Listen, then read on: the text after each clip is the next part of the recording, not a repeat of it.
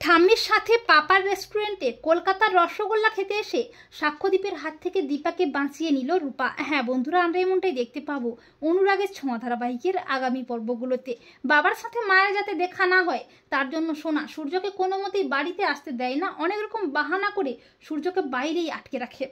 এরপর সোনার সব বন্ধু বান্ধবেরা চলে আসে পার্টির জন্য। তারা সবাই দীপাকে গান গাইতে অনুরোধ করে। তাদের আবদারে দীপা একটা গান গাইতে শুরু করে। আর ঠিক তখনই সোনা ভীষণ অসুস্থ হয়ে পড়ে। সোনা কোনো মতেই দীপাকে দেখতে চায় না, আর দীপার মন সায় না দিলেও চারুর কথায় বাধ্য হয়ে সোনাকে ছেড়ে চলে আসে দীপা।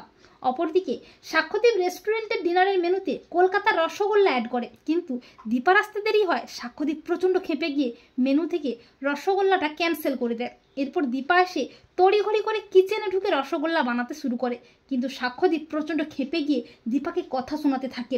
দীপার কোনো কথাই শুনতে চায় না সাক্ষ্যদীপ। দীপাকে বলে, আপনি এক্ষুনি এই রেস্টুরেন্ট থেকে বেরিয়ে যান, আপনাকে আর এখানে কাজ করতে হবে না, আপনার সময় সম্পর্কে কোনো জ্ঞান নেই।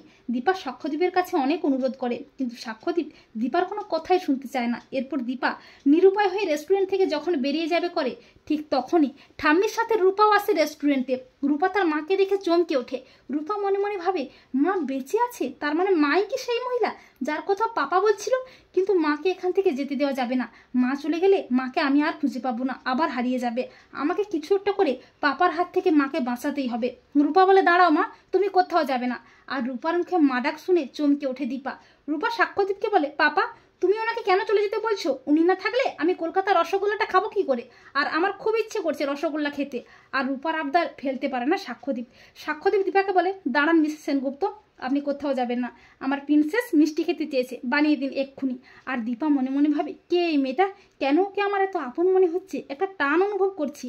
আর রূপা মনে মনে ভাবে, মা তোমার রূপা তোমার সামনে দাঁড়িয়ে আছে। তো বন্ধুরা, তোমরা এটাই চাও তো যে শেষ মুহূর্তে রূপা এসেই যেন সাক্ষ্যদীপের হাত থেকে মাকে বাঁচিয়ে নিয়ে মায়ের মুখোমুখি দাঁড়ায়? কমেন্ট করে এক্ষুনি জানিয়ে দাও তোমাদের মতামতটি।